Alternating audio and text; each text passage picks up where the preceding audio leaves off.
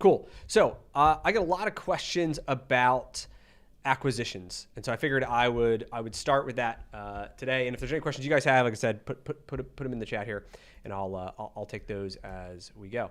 So this guy's wondering, he's looking at buying a shop up in Canada, wondering if I could help him with the valuation. So in general, the first thing I want to know from people is kind of the fear, the challenge, the issue that you're looking for clarity on. I think that's like the biggest stumbling block in all these things is like, you've got the deal that you're looking at, but there's some sort of issue. And the issue comes down to, am I going to overpay and end up like having debt that I can't handle? Or is the business like a lot more unstable than I think is going to be?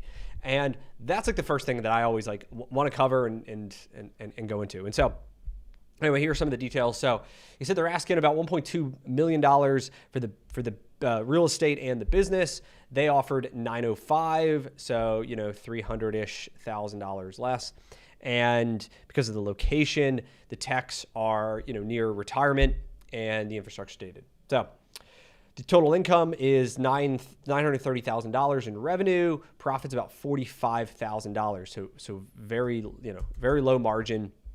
It's a rural location, 35 miles from the nearest center, 60% body, 40% auto, and 120 labor rate with 45 an hour, and listed for 4 years. So this is the kind of thing that the business itself, in my opinion, is worth $0. Like there's no value for the business, because a lot of times when you value these, it's like, hey, what's the real estate plus the business plus potentially the equipment is generally the formula that we're gonna look at for any of these deals. And if we kind of say, well, the business is worth $0, and then the equipment, if he says the equipment is pretty dated, it really depends on like how much like actually works versus we're gonna have to get it rolling. But like, I don't know, probably around 100K for a lot of these things. That's the ballpark like depreciated value, knowing you're also gonna have to put more money into these things. And so then it really just comes down to the real estate, right? Of the value of the real estate. Now, and then, then it's like an appraisal, we get that done, and we like have a number from there. Now, I don't know how big it is, because he says it's, I didn't get the size. But I'm personally not as concerned about what they're doing in revenue if it's low, because like I know I'm going to go in there and I'm going to put my systems into place, and that we're going to get that to a number that's suitable for us. Like I took over a competitor, failed at a national competitor that's publicly traded in the automotive space. It was doing about $50,000 in revenue at a location. They shut it down because they couldn't make any more money. I mean, we're now doing $100,000 a month out of that same location, and we've had it less than a year, and so we've already doubled like what they were doing. And so I'm not as concerned about that, but that's because I have my systems. If he's going to try to buy this thing and keep their brand and keep their like people and keep their systems, and he's going to be following their playbook, then yeah, like I would be a little bit more concerned about that. In terms of the margins, not great. The other thing like I personally would be concerned about if I was going to buy the business is this mix between repair and auto body. Generally, they're two different businesses, right? There's like auto body, it's like insurance based and work, generally higher volume, lower margins, and then auto repair, which is more retail focused and usually better margins, but possibly lower revenue on a per store basis. And so all that being said, the business isn't worth that much. It would really depend on what the real estate is worth. In terms of the locations, I just shot a video last week at our location, one of my best locations that's in one of the smallest towns. Like there's 5,000 people that live in the town that has the city that where our name is, and it's like a $2 million store for me. It's like one of my best stores.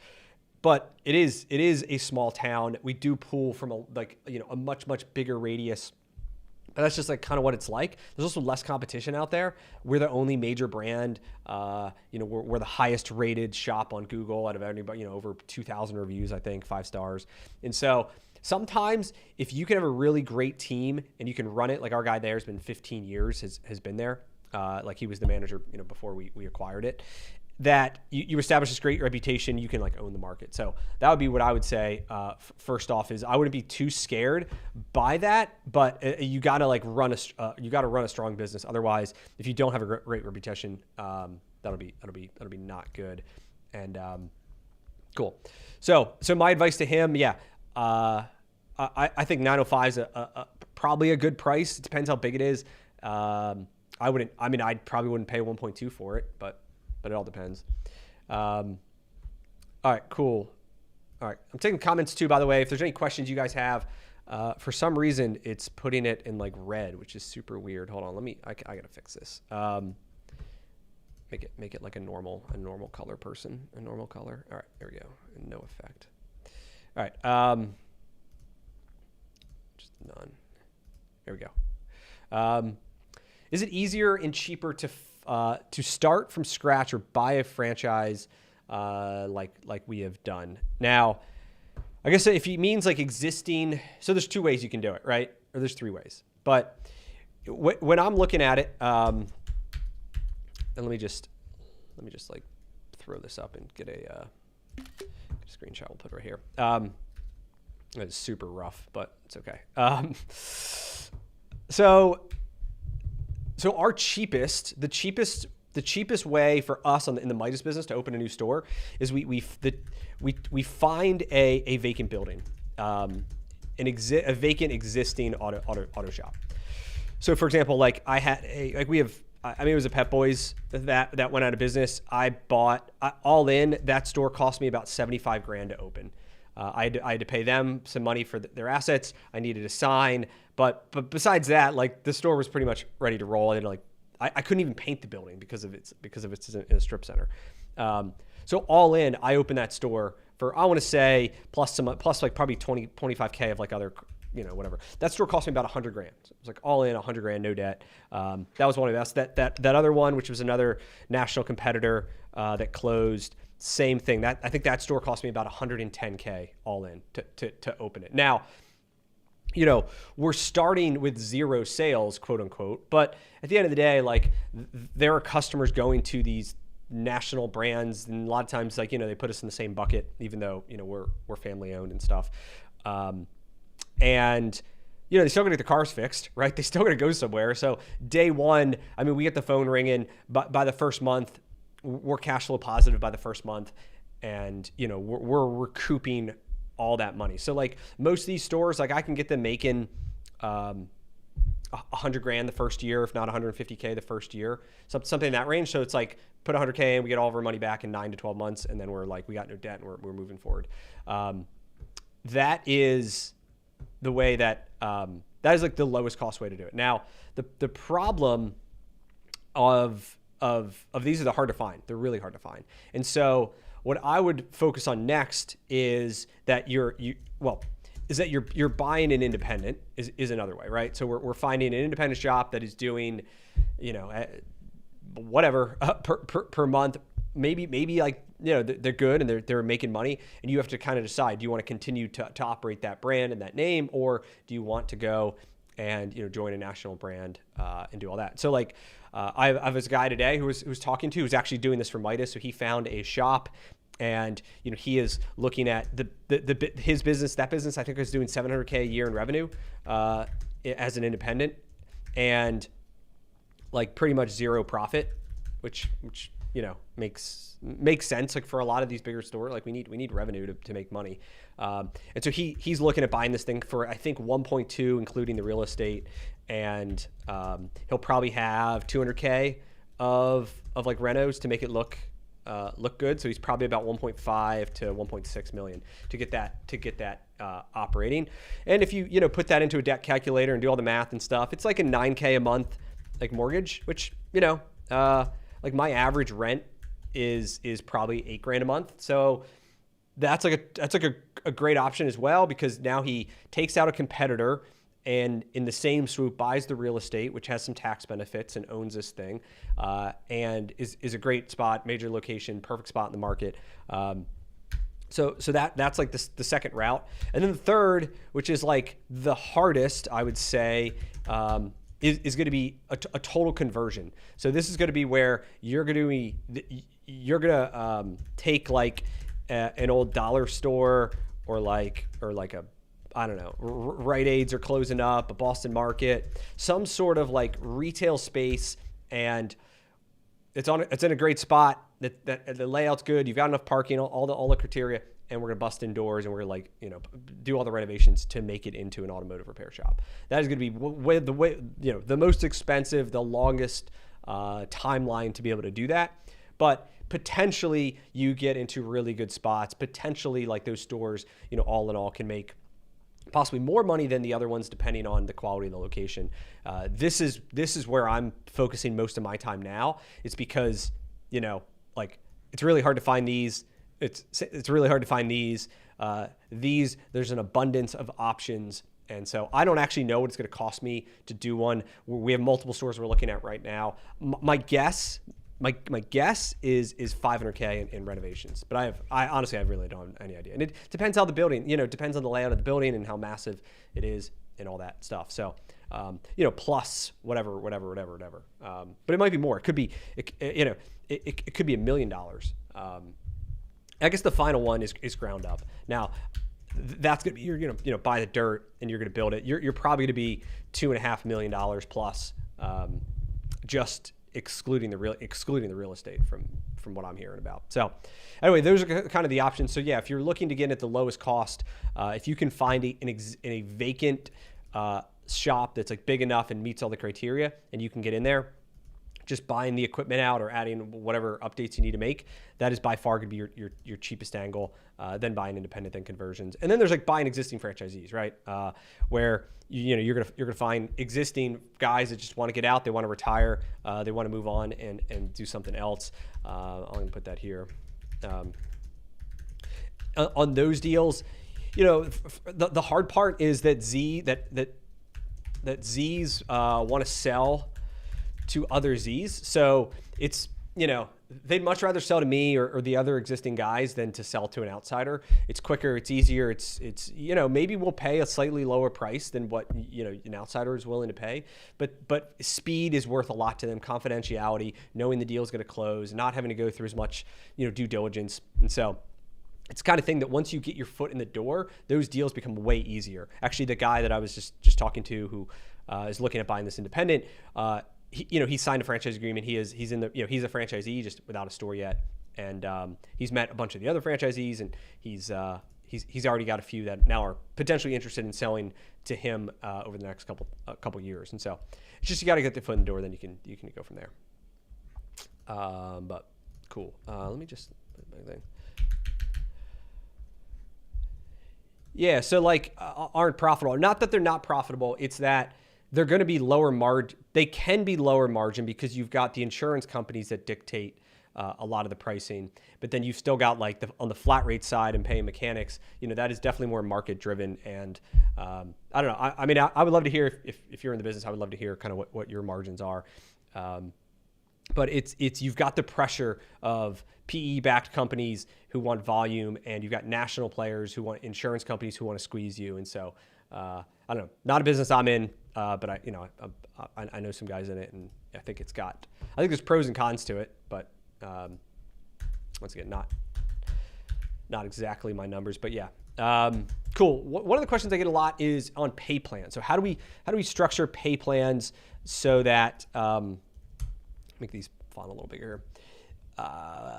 It's rewarding. And so I think there's a lot of different ways to think about this. It really depends on who the role that you have and making sure everything's aligned. And so those are that's like the basic framework to start with, is when you're going to look to structure a pay plan. And it doesn't matter what role this is. This could be, an individual producer, such as like a mechanic. It could be an individual sales person who goes out and sells, like our turf business, right? We have guys that sell turf for us out in Texas.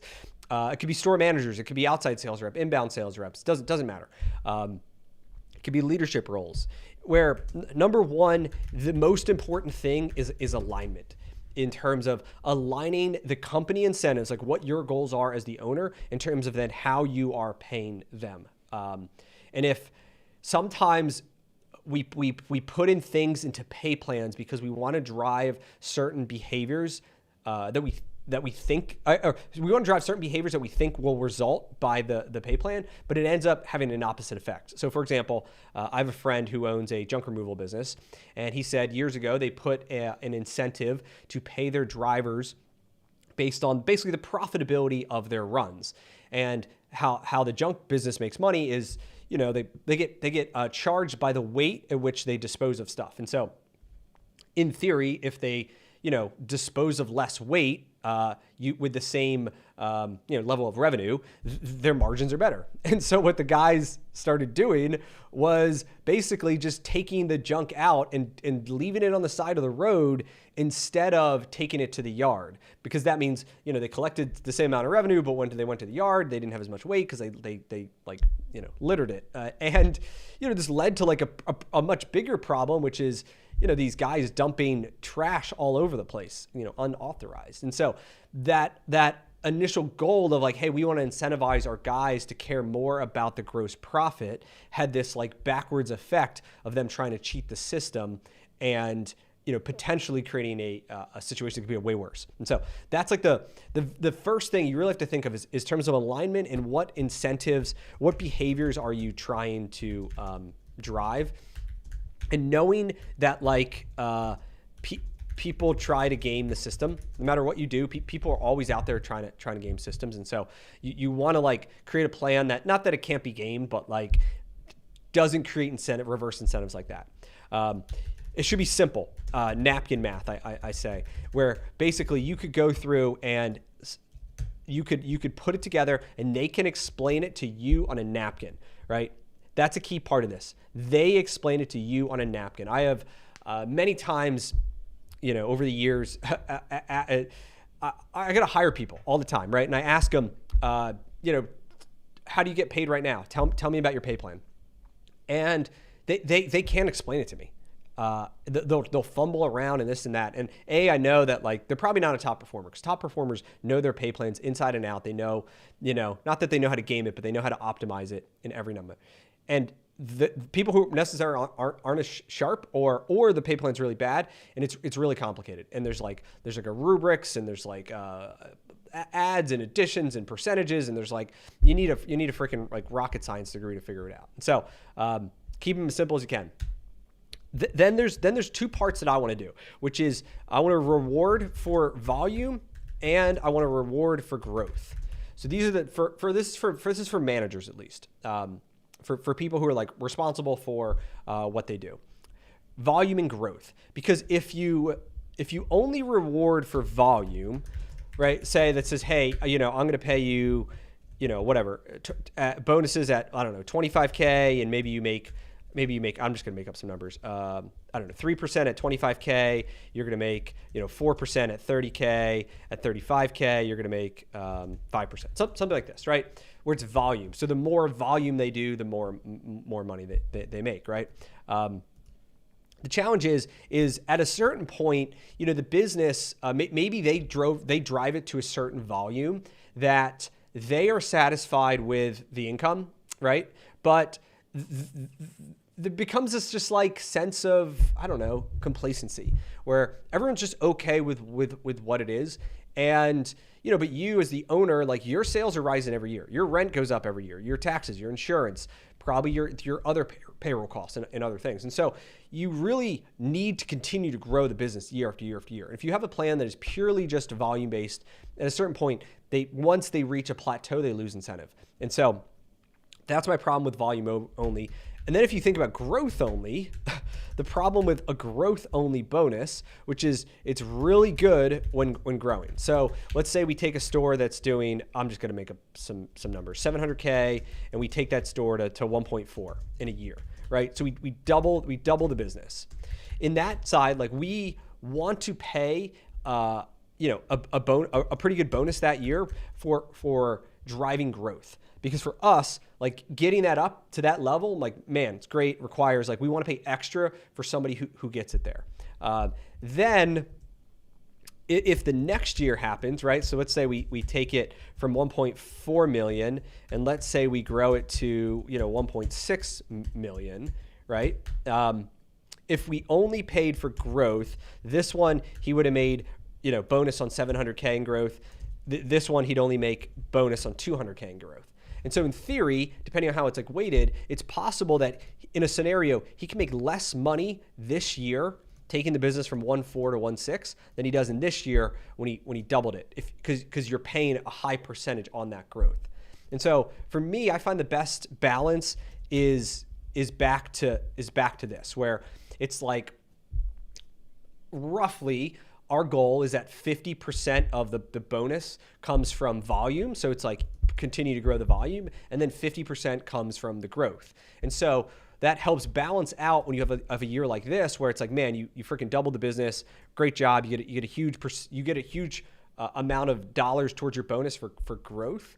And this year, and then there's volume along the way, right? Because as he's growing it, the volume's growing. Now this year, because we're already kind of at the volume now, the growth's not as big, but the volume's going up, right? So that's like one of the ways that I'm gonna think about it.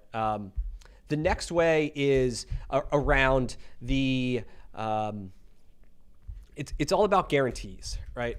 I think this is like a really hard part is to balance how much guarantee do you give especially in a sales or performance driven business, because the higher the guarantee that somebody has depends on the person, but a lot of times it's back to being complacent, right? It's back to being like having that drive and that hunger to go and get more.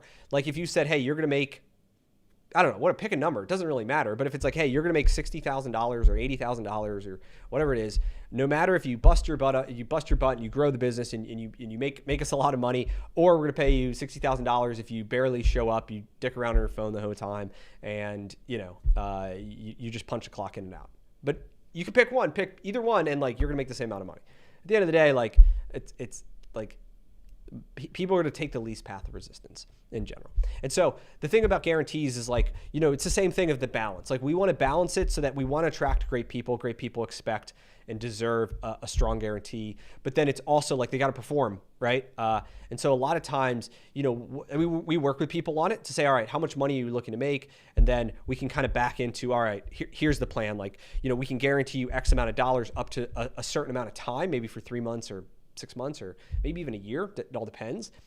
But during that, like we need to see progress. Like in 3 months from now, in 6 months from now, this is where the business needs to be. And if the business isn't there and you can't drive it to that point, then like we're gonna have to go back and talk about the guarantees again, because we set the guarantees under the expectation that you will drive results. And if you can't drive results, then why are we giving a big guarantee, right? And so it's really going to be market dependent. But I have found you also get what you pay for, right? And at the end of the day, I want to try to hire the best available people that I can afford. And so it depends on your business. If you're just starting out and you have tight margins, you're not going to be able to go out and afford like a super high powered guy, but you're going to try to find the best person who can help, buy your time back, really. Because that's the goal. It's like you want to get things off your plate so that you can focus on driving the business forward, whether that means acquisitions, whether that means leadership development, or landing big accounts, or like whatever it is that you're really good at. Get this stuff off your plate so that then you can focus on that growth and you're not like stuck in the weeds as much. And so really it comes down to market driven things, whether that's an hourly employee with a guarantee, whether that's a manager, a district manager, a CEO. It's all pretty similar. So cool. Conversion stores, on the conversion stores, how many bays would I build? I mean, our goal, our average is 6, or I'd say a median is 6. So probably 6. It all depends though. If I could only fit in 5, and I think, man, this is a killer location, I'd love to have it. If it's a, if I could get 8 in there, like the more the merrier. Hey, mate, I'm based in the UK. You have around 30 stores, correct? Could your acquisition systems work in the UK? In the US, this is very common. I mean, I don't know in terms of like, obviously the UK side of it, but I mean, yeah.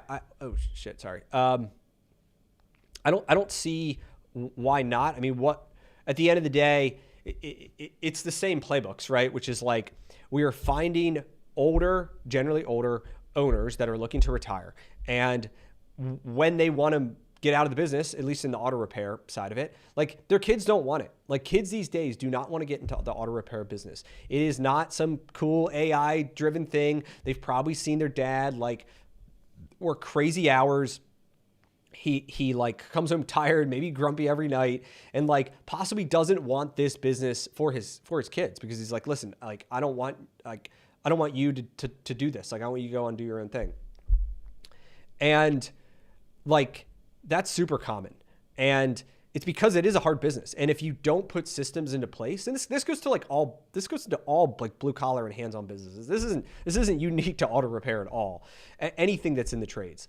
And the key is that I've found that makes it work is like, if you don't have systems in place and can build teams, so it's teams and systems, then you will fall into that same trap of being the person like the seller who is in the business every day and can't get out of it and stuck in this loop and feels like, man, I just like bought myself a job, instead of this like vision and goal of like, hey, I'm gonna build this multi-unit business and I'm gonna have all these stores and this leadership teams and get out of it. So I would say yes, like there are 100%, there are going to be people near retirement who want to get out of a business. Kids don't want it. They have to sell it. They probably don't have a ton of options in place. And so if you can have a business that has the systems that can integrate these acquisitions and roll them into your playbooks, then like, yeah, you could do this. This works anywhere. I mean, I got guys from Australia who are in my, our program, and, I'm helping him do the roll-up play in Australia. And I don't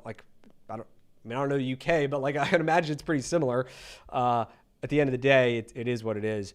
On the financing stuff, we do a ton of seller financing. I'm going to dive into some of those details here, and we'll go from there. But yeah, I'd say totally. All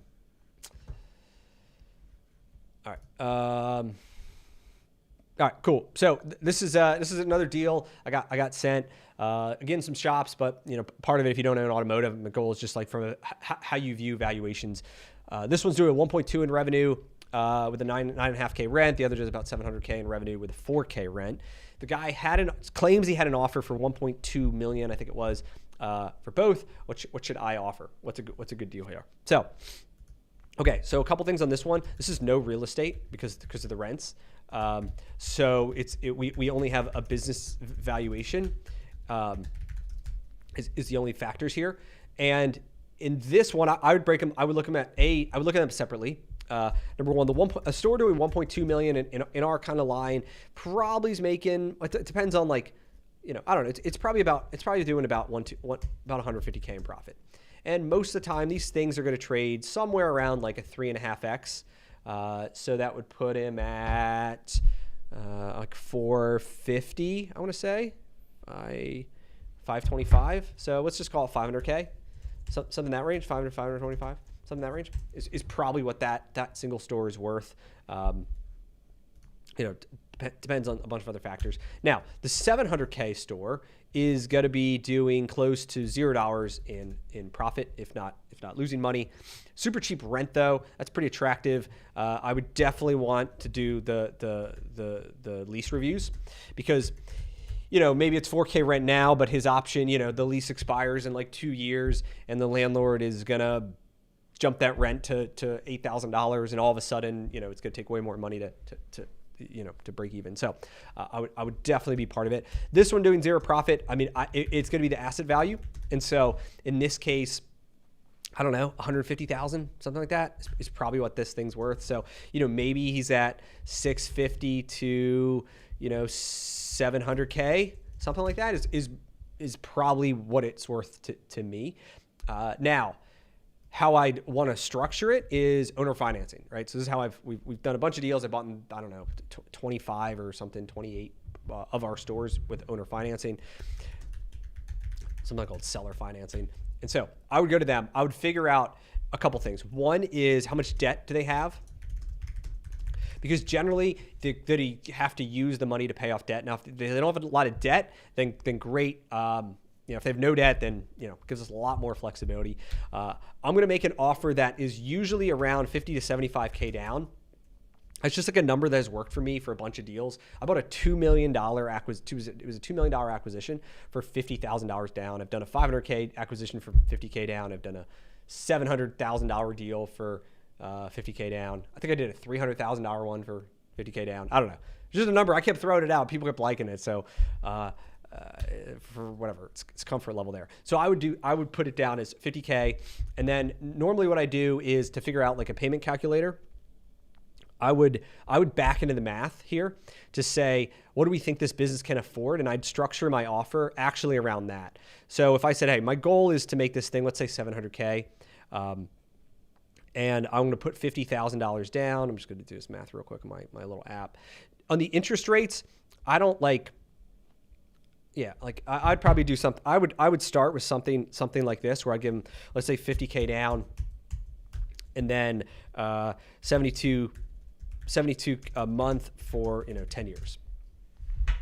I would start by offering some sort of seller financing thing like that. Now he may say, well, I don't want to wait 10 years. I want to get my money sooner, blah, blah, blah. So we're like, okay, like, we'll do a 5-year balloon payment.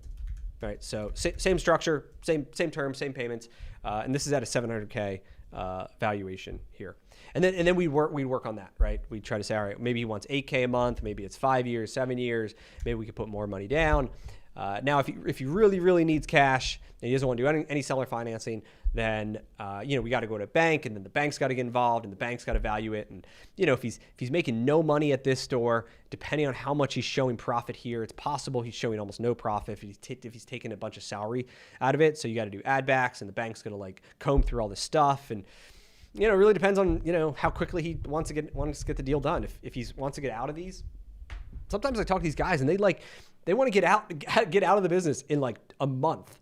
They're literally like at their breaking point. Maybe another deal fell through. Maybe they want to move. Maybe someone else got a job. Maybe like their kids off to college and they just say like, screw it, I just want to like go. I'm going to move like and follow them and they're just like, they've made their money and they're just ready to get this like liability off their shoulders. And that's honestly where like a lot of the seller financing these deal come through. So anyway, so I'd value it somewhere in the 600 to 700K range. So basically half of what he's currently asking. So it may not go anywhere. That's okay. And then I'd structure some sort of like seller financing deal that is good for me. And then ultimately, I end up using the store's cash flow to pay it off and less money out of pocket. Cool. All right, another one on seller financing here, which is, how do I find owners that are willing to do it? I think it's a great question. It's you got to work it. To find owners that want seller financing, there are a couple different ways. Number one is you just start going through Biz Buy Sell.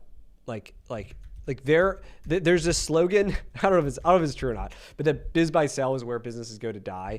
I think it's kind of funny, but so on that side of it, knowing that means like you could probably get some deals, right? That if someone has listed their business here, that often they've already tried to sell it other ways, and that just means there's flexibility on it. And so it just takes going out there and starting these conversations and going through the numbers, and honestly, like trying to build the relationship with the sellers. Because the only way that seller financing works, at least like at scale and at volume that you probably want to do, is when there's trust, right? That the seller is going to trust you. Because you can sign all the legal docs and they're going to get like protected and all that stuff, but the seller like doesn't want to have to execute on any of it, right? They don't want to have to chase you for payments. They don't want to have to like having legal fees and have the stress of it all, and he said, she said, and questioning things and gotchas. And so at the end of the day, if they don't trust you that you are going to make good on your payments without any hassle, without any delays, without any defaults, then you have a much, much higher chance of getting it. And so it works very well in franchising, because franchising is a private network in that like, there's no outsiders, right? We all got to like sign our names in blood to be part of a franchise, whether that's automotive, whether that's home services or salons or anything. It doesn't matter what the brand is. It doesn't matter.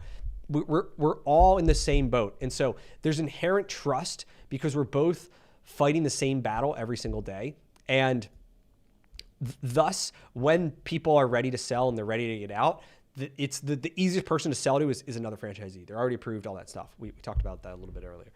And So if you said, hey, I want to execute my strategy, I want to get in here and I want to start small, 1 or 2 locations, I want to take all my money and I'm going to reinvest and grow it and roll, it up, whatever it is, then, a franchise network could be a good option for that, because once you get your foot in the door, you build relationships with the people. You let them know when you want to sell, hey, I'm going to be your guy. And then, man, the deals happen. I'm telling you. So, that would be number one, my first recommendation. If it's an independent business that you're looking to do, then, I would just be, I would be looking to work these angles.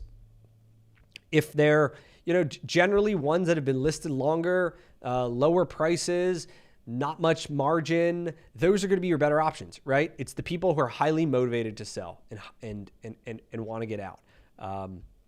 Often too, sometimes they will say down here if they're open to seller financing. Like this one's not. This is actually a franchise, it looks like, but a D1 training. Oh, here we go. Never mind. Willing to take 50% up front and 50% owner financing. So there you go. First one I clicked on. It was not planned, by the way. So this is one's doing, what are they doing in revenue, right? They're doing $500K in revenue, which, I don't know the D1 model as much, but for other ones, like it's not terrible. They're not disclosing cash flow. Obviously, you'd have to get into that. They're asking $200K. So they're saying $100K down of cash, $100K, they'd seller finance it, right? So then of the $100K that you have to get down, possible you could go to SBA. Depends on if this thing's profitable. If it's not profitable, they're probably not going to loan on you. But then, there's people out there that will be investors that will say, hey, I'll loan you $100K, but I want 25% of the business, or like whatever it is. I have people all the time that message me, rich dudes who don't want to get in, don't want to operate the business, but have the money. They want to invest with with an operating partner, and they just got to find them. So I'm telling you, the guys are out there. You just got to be able to find those people. And so if you're serious about, hey, I want to grow, start building your own network, right? Start finding people who are successful entrepreneurs in the places that you live, and belong to the local country clubs, and own the local businesses. And a lot of them they want to diversify into other things, but they don't have the time. And so to be partners with some young, hungry, driven person who's going to be all in on making this thing work. Again, trust. It all comes down to trust. If they trust that you are going to deliver, then yeah, you have not no problem, but you will get the deals. So that's what I would do. I think there's a way to up here. Let me just see if I can get this thing. I think there's a way you can filter it as well, that you can go when you're looking for things. If you go biz buy sell, I think there's a way that you can must have seller financing. So you can just turn that on, and there you go. Here's all the ones that have it. So, but again, you don't want to buy it just to buy it. You want to buy something that has the potential, that you're looking to do a job. Here you go. General contractor looking to retire. They did $900K. They had 1 full-time employee. Owner has vast experience, but this guy will finance $100K over 5 years. He's asking $400. But the question is what are you getting, right? He is a contractor. If you're not a contractor, I don't think this would be a terrible business to buy. If that guy quits, you literally have no business. So no wonder he wants to sell or finance it. It's a job that he's trying to get off his plate, right? But you're a general contractor, you got some skills, you could probably get a way better deal than that. If it's hey, I can just go into, I can move it into my business here. So anyway, tons of here's one, right? 75K. Be your own boss cleaning windows. But all right. All right, find the best way to owners. Same concept, right? Which is a couple ways. You talked about biz buy sell already. I think you can. There's a lot to work there. Some of these deals move really slow too. A friend of mine was telling me it took him. He'd been contacting an owner for 2 years, 3 years. It's taken me multiple years to land some jobs. So some of these, you'll have these conversations and they just take forever. And so you just got to stay on them and build a little pipeline of all the people you're talking to.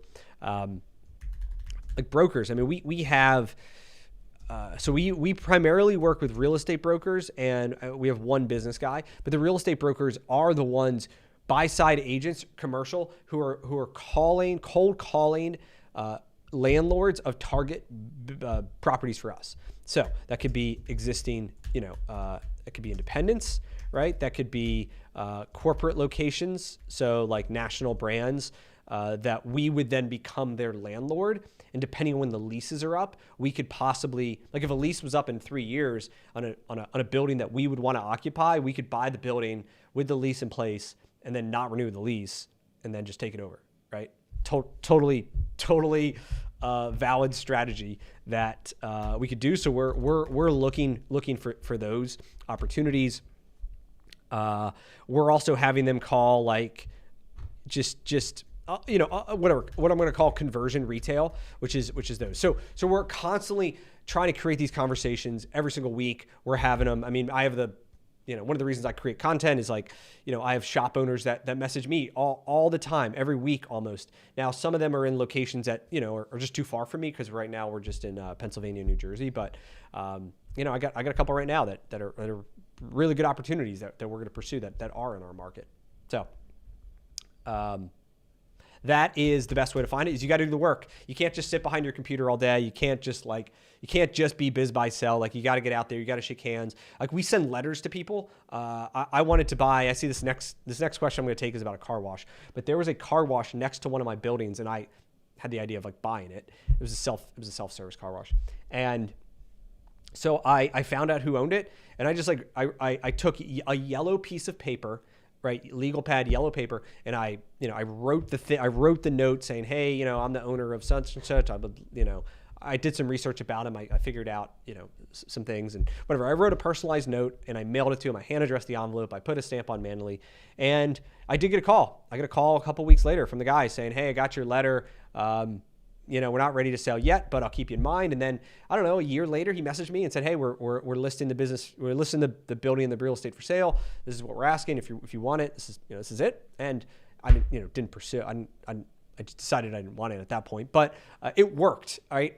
Same thing. I bought it years ago. I was into real estate. I wanted to buy a rental property that was one of my old neighbors. So same thing. I wrote a handwritten letter to the executor of her estate, and I own that property now. And so you want to do what other people aren't doing, right? So not many people are out there legit sending handwritten, hand-addressed envelopes. They could fake it, but it's pretty obvious what it is.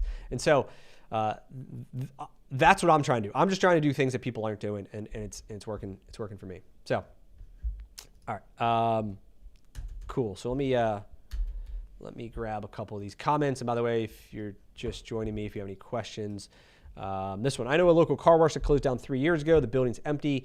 It would be a great car wash with the correct operations and equipment. What would you do? I want to own it. So, yeah, I guess a couple things. Let me just grab a screenshot of this question real quick so we can handle this thing. All right, cool. So the question is, so you've got, there's two parts of car washes,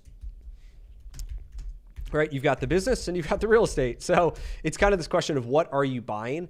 Ideally both, but if it's a reasonable lease, then, maybe just renting it's fine. And you're just going to buy I'm going to say buy the equipment, cause there really is no business. And, a couple things. So you want to go through and understand the realistically, what are your total startup costs? Is it going to be, $50K to all new equipment? Is it 150? Is it 300K? Right? It can vary significantly depending on what it needs. And if it's got the automated stuff and that's broken, if it's got a water reclaim system, if it needs that, do all the vacuums need to be replaced? Probably the air, the coin machine, your most amount of work is going to be in your due diligence to figure out what are going to be your total startup costs to get it going, especially if it's been 3 years of being closed and no maintenance. And I'm sure there's a shitload of rust and stuff. And so that would be the one thing I look at. I would look at the competition, right? In your area.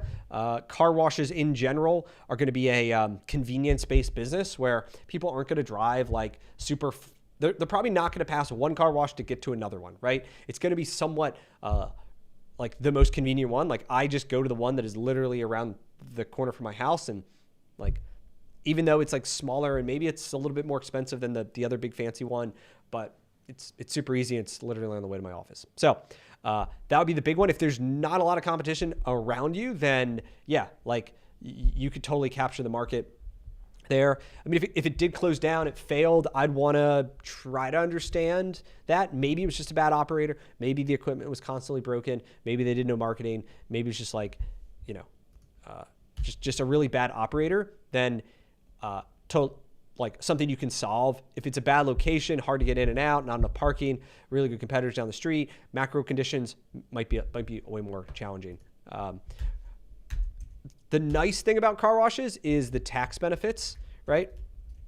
So they have what's called 100% bonus depreciation on equipment.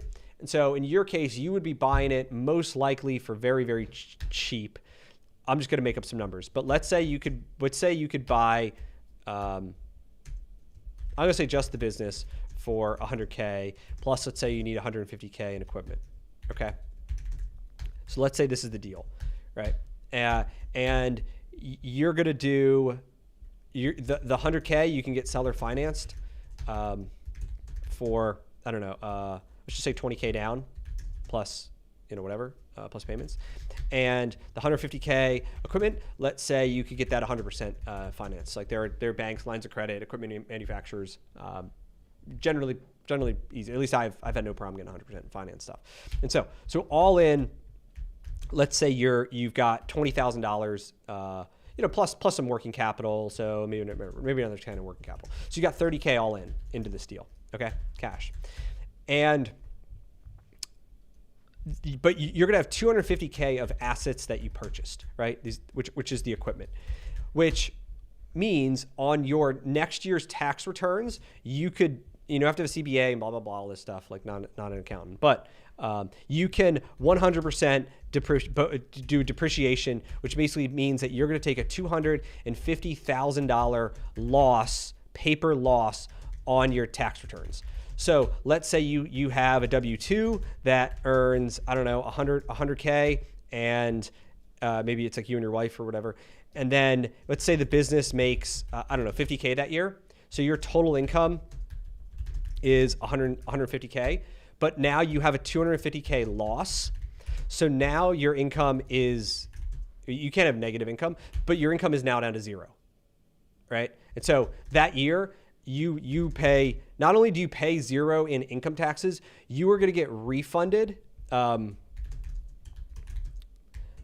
would get refunded most likely taxes you paid through your W-2 because of the $250,000 loss that you take. Now, it doesn't matter that you financed it. That doesn't matter at all. It's the asset value. And then the next year, you have a 100K loss to carry forward because you had 250,000 of a total depreciated loss. You only were able to use 150 of it because like you maxed it out. And so the next year you have 100K loss to carry forward. So say the next year, maybe you make 100K again, W-2, maybe the business makes 100K profit, but you subtract out the 100K loss for, which is the depreciation carry forward, meaning that, you're only going to pay taxes on, you're not going to pay any taxes on that business now for the second year in a row. And, you're just going to have your W-2. So that is basically why people like car wash. A big reason people like car washes. It also applies to laundromats. It also applies even to the towing business. Like any business that you actively run that has equipment, heavy equipment, right, allows you to do this. It's called bonus depreciation. And if you don't do it, then if you don't do the bonus, you still get the same deduction. So you still get the same 250K, but you got to spread it out over like 10 years, right? So you take a $25,000 loss every single year or get deduction. But time is, the time value of money. Think about like what $250,000 could buy you 10 years ago versus $250,000 today, a lot less today, right? You would rather have, you'd rather have the money today than you would have the same amount of money in 10 years because the value, the dollar or the value is getting to, loses every single year. So, car wash was running great. I used to take your cars, as a car dealer, the owner passed away, had 15 employees. Oh, wow. This is like a big one. Great locations, minimum competition, DC area. Cool. That's a good one. Would I be interested in partnering on it? Maybe. I don't know. I'm trying to put most of my money in some of my own things, but yeah, you could shoot me here. If you want to go to, hold on. I'll put it. If you go to this website, I'll put it in the comments here. It's this like, it's brianbeers.com/work with me. If you go to my website, just click work with me. And I have this little form here. And so, yeah, if you want to go ahead and put your info in, I help people with a bunch of different things. If you own an existing business and you want my help growing it, I have a program for that. We help franchisees and non-franchisees. It's pretty much anybody who owns a local small business, get their time back, double their profits, build systems. It's copying my exact systems and how I've done my business. Just we can help apply it in yours. I have some stuff to help increase profit margins. If you want to look to buy your first franchise or your next franchise, I have a team that helps with that. And anything else that's random, you could go there. All right, cool. Another question: have I ever looked into kitchen hoods cleaning? Tempted to buy an existing clean in territory and converting it to a franchise, and then converting it to a franchise the way I already have a book business. Okay. Okay. So you're saying, I got it. So you're saying, so for other people's context here, there's a franchise called Hoods that cleans commercial exhaust, vents or whatever. And he's saying to buy an independent business and then convert it into a franchise. And so, yeah, so let's talk about that one. That's a good one. I mean, I have never looked into kitchen the hoods specifically. I do have a friend that owns one who I think does really well with it. I am in partnered on another brand called Filta that does kitchen oil. So I like they clean kitchen oil. The oil itself, they like clean the oil. And sell new oil and stuff, but they don't do anything with like the hoods. And so similar, but a little bit different. I would say on converting it, I guess number one on the hood side, the territory has to be open. So that would be my first thing is I would say get connected with them, talk to them about the area that you're looking for. Oh shit, hold on. Okay, there we go. Because you would have a problem if, it's a territory-based business, it's going to cover a vast area potentially, and if other franchisees own a part of the market that they currently serve, then like you're going to have a problem because you're going to want to do business in those areas, and you're going to have like a non-compete that you can't do business outside your territory. So you would have to like have an agreement with the other franchisees to do it, or you couldn't do it and you'd have to pass it off to them. Maybe they give you some sort of like kickback on it. So that would be my first question and concern is on the territory. If it's wide open, you got no problem, then yeah, totally not an issue. Then it would be the question of like, also like, what is the franchise going to provide you, right? People pay and generally for a franchise because they want the systems, they want the process, they want the national accounts, they want the brand, et cetera. It depends on how big this business is. If it's a pretty sizable business that already has a bunch of these accounts, it already has a good reputation, it's already got systems, it's already got these people in place, then, I don't know. You may be tempted to keep it and get it going. Now, if it doesn't, and it's like, hey, it's just got a few, and you think that you can get it rolling pretty quickly, then yeah. Sorry, I was reading these comments.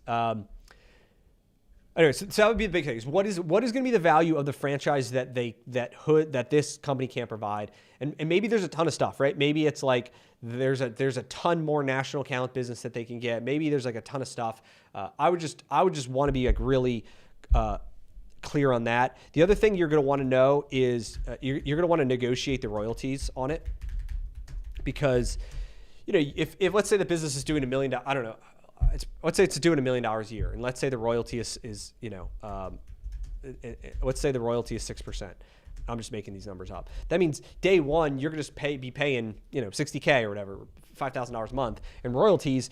And generally, most companies, when they do these conversions, they will negotiate a lower royalties for a period of time, or it's like above it, right? This is, hey, I'm not going to pay $1 million. I'm not going to pay royalties on the first $1 million, but anything I grow over that, I'll do it. They probably won't accept that, but they probably would say, hey, for a period of time, maybe the first year it's only 20% royalties, and then it like scales up from there.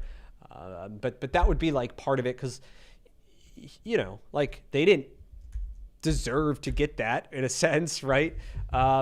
Even in Midas, like if we convert an independent, we have and this is in the FDD and stuff. This is not like private information. We only have to pay we pay a 20% royalty, out of 100%, right?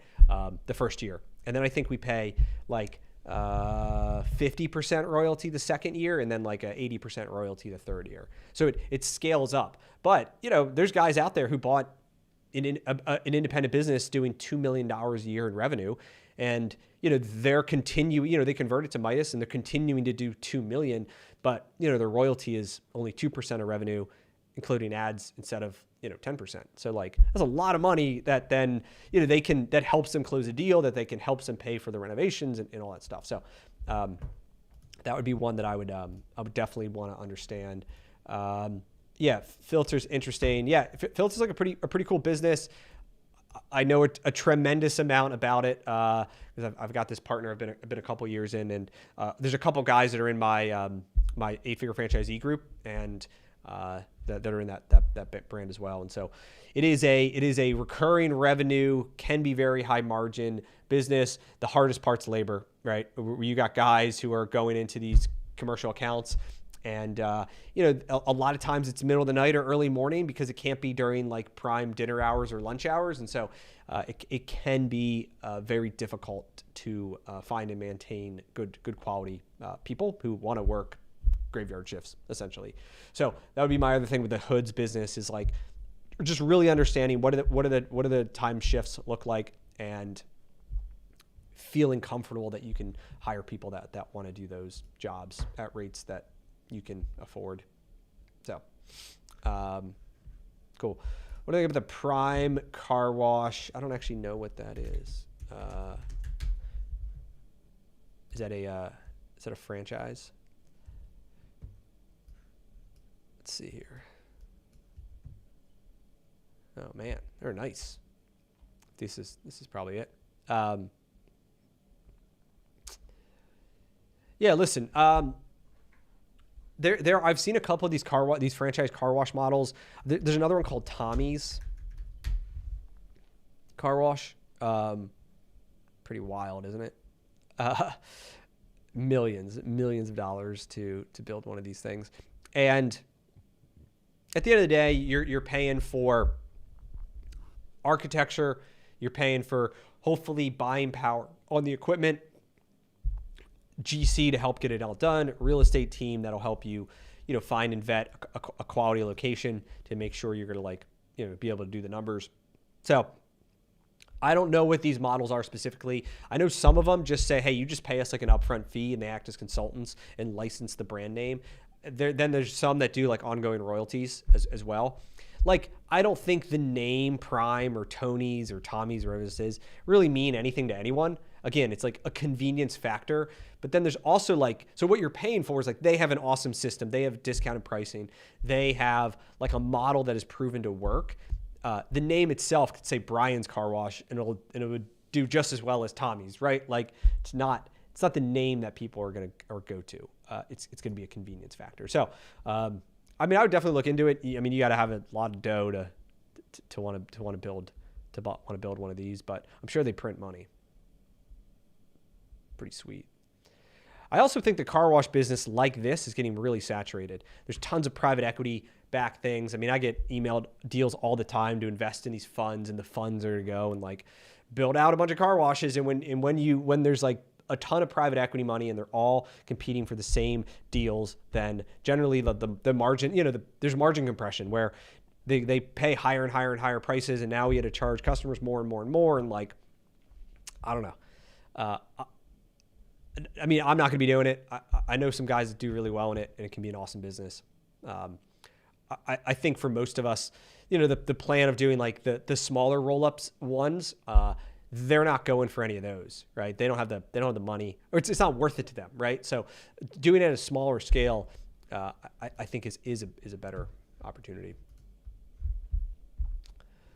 And cool, man, John. Thanks for your support. Appreciate it. Awesome, cool. Well, I'm gonna do one more here, and then I'll probably get rolling here. So I have a single business. We're doing well. How do I know when it's time to grow and expand? Man, this is probably one of the top questions that a lot of people do, which is like, and it's the same thing I struggled with. And I think about it today, right? Which is, how do you know when time is ready to expand? And so I think it comes down to a couple factors. One is let's start with the fears, right? I think the main thing that holds you back is being, I'm going to say worse off, right? I think the worst thing that could happen is that you have a business, it's doing great, you're happy, you've got the great team, and you say, hey, I'm going to go and I'm going to expand. I'm going to I want to be like me, or like whatever. I want to have a bunch of these things. And then so you buy a second location, and then, but you don't have good systems in place. You don't have good people in place. And all of a sudden, your first location, which was doing great, is now dropping every single month because you're not there anymore. Your second location is just getting, really hard to get off the ground. And all of a sudden, there's not enough hours in the day. And now both locations are losing money. Maybe you lose one of your key people. Then all of a sudden, you're like, man, like I am making less money. I'm working twice the amount of hours. I have 4 times as much stress.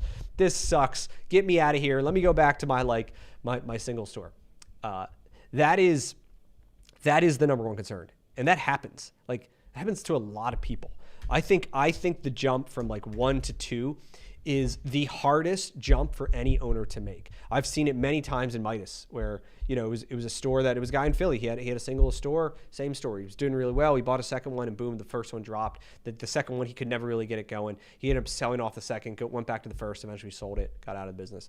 And the challenge is that I have this concept called the hero versus architect. I talked a little bit of it last week, but the idea that for almost every small business, you as the owner are the hero. You're the one who saves the day. You solve all the problems. You do everything. And that your successful business is a byproduct of the amount of time, effort, and brute force that you put into it. And so the second, though, that you step out of the business, there's no hero to save the day, and the villains like run wild. And so that's the concern. That's the fear, right? And the solution is not you just don't do it, right? The solution is recognizing that, to say, you're right, Brian, like I am the hero. I am doing way too much. Like I need to get out of, I need to stop being that person. And instead I need to shift to be what I call the architect, right? And an architect is somebody who has the plans. They have the systems. They are the one who builds teams of heroes. And so if it was me, this is how I would do it. I would say, I am going to first. So let's say it's like, I'm going to use auto because that's, again, what I'm in, and a bunch of you guys are probably as well. And let's say like I run the store solo. We're doing great. I'm making $20,000 a month, whatever. And I'm saying, hey, I want to grow and expand. So the first thing I would do is I would look to hire a strong number 2. So somebody who can take a bunch of things off my plate that are like probably admin to start. And I say admin, but admin ops is really. So someone who can, like, I don't know, answer the phones, schedule people, check people in and out, write estimates, source parts, do all the like job costing, follow up with people, handle all the like equipment repairs and maintenance, and like all the things that aren't selling. Okay. Like that would be the first role. If you don't have that that would be like the very first role that I would hire. It's because as the owner, your goal is to create leverage on the time that you have. Because we all have the same number of hours, right? None of us bend time, at least not that we know of. And so the only way you get more time is you create leverage by building a team of people who can do things without you having to micromanage them. And so that would be the first role I'd have. That would take care of a bunch of stuff off my plate. I could then focus on driving more and more revenue, and then I could bank that revenue to use to expand. Okay, so build revenue, use it to grow the business. Then I would also invest my time to build systems. And when I say systems, you think about your business in a couple ways. The systems are really like customer service, right? So how do we just create a great customer experience? Whether that means how we answer phones, how we like, the shop feels, how we communicate with people, all the things that are involved around the customer experience. You're going to have an operations process, right? Of how we get work done on time and we're efficient, reliable, and all these things. You're going to have a sales process, which is like, how do we talk to people? How do we overcome objections? How do we use payment plans to make it affordable?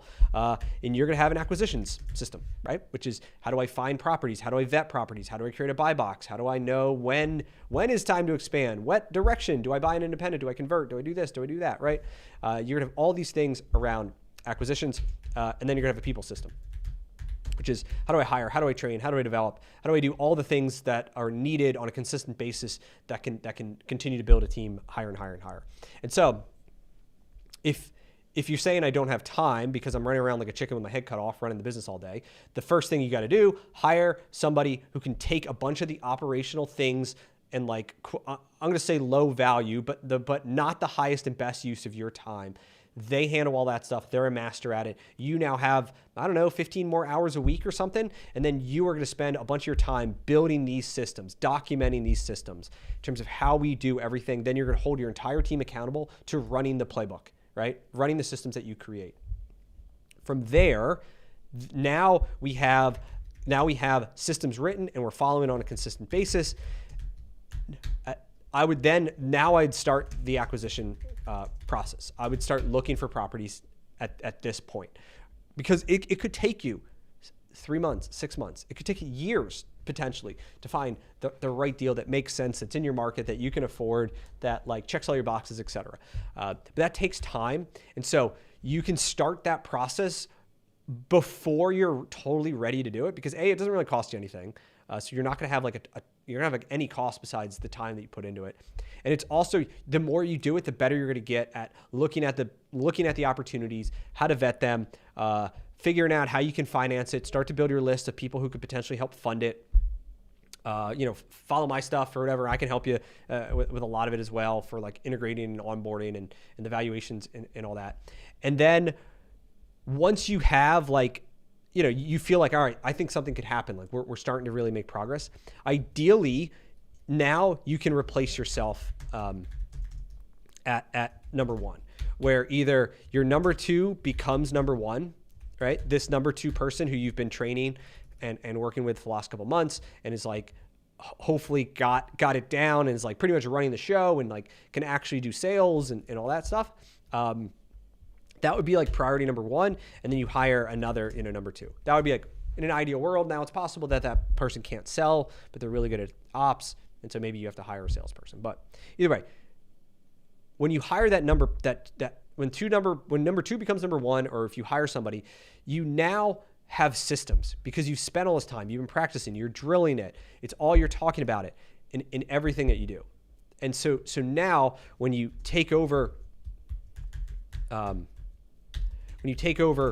store number two, at this point, you've got these systems. Day one, you can install your systems. You've probably already hired a bunch of people to run that store on day one if nobody's there, right? Maybe you've moved somebody from one of your current stores. But like everyone knows what to do. You've got the same process, and it's not reliant on you micromanaging and brute force building the business, but instead it is based on the systems that you've created, and you've held yourself and your team accountable to following on a consistent basis. Otherwise you're back to being like the hero, and it's not going to work.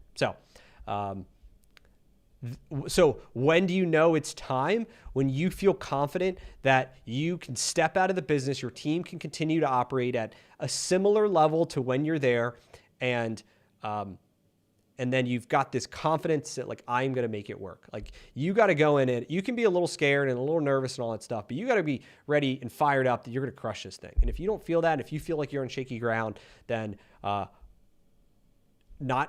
I'm not saying don't do it, but I'm saying you got to really figure out the fear that's holding you back. And there's this great question that is, what do you need to believe to be true? So like, what do you need to believe to be true in order for you to go ahead and like make that move? Like, you have to believe that your current business will not fall and crater, right? You have to believe that it'll continue to thrive without you. You have to believe that that new store, you can get profitable within 30 days or 60 days or 6 months, or like whatever it is on your spreadsheet that you says, like, I need to believe that I can get this thing working within this amount of time for it to make sense for me. And at the end of the day, you got to want to build a business, right? None of this is easy. And it's got to be worth it. So it's been worth it for me. It's worth it for a lot of people. Just got to be able to put it in and go from it. So, cool, man. Let me see if I got any others here and I can answer. Do franchise owners pay for mechanic uniforms that are coming off their paycheck? Do we hire non-experienced mechanics and train them? Yeah, so like we pay for uniforms. Employees don't pay for them. That is like I've seen that in other things. Like I understand why they do it, but I don't do it. And do we hire non-experienced mechanics, train them to be whatever? Yeah, so I mean, listen, that's like one of the biggest challenges in any trades-based business is developing a solid pipeline of talent. And it is one that we continue to work in. Like we don't have a solid system yet. We do have an apprentice program. We can get somebody on board. Like we'll pay for like starter tools. We basically buy it, loan it to them each week that they work for us. It pays off, quote unquote, a piece of it. So as long as they work, whatever it is, 16 weeks or something for us. I don't know what the math is, but like it's something that range. They get the tools for free, basically. And so we do have some programs for that. It's something we're working on developing.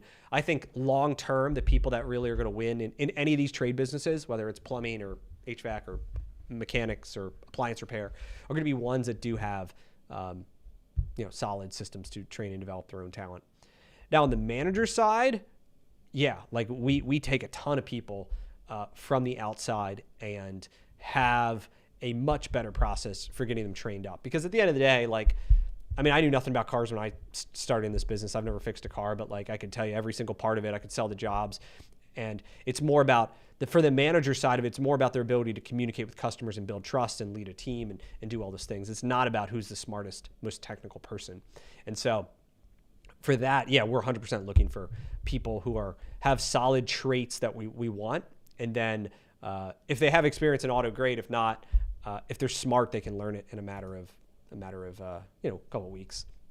And so anyway, we've got a number of people on board right now who came from not automotive backgrounds and are crushing it. And so that is I think the biggest opportunity that we have. So anyway, cool guys. Hope you enjoyed this. If there's anything I can do, you can go to my website, work with me, and happy to tell you more about my coaching program. We help people grow.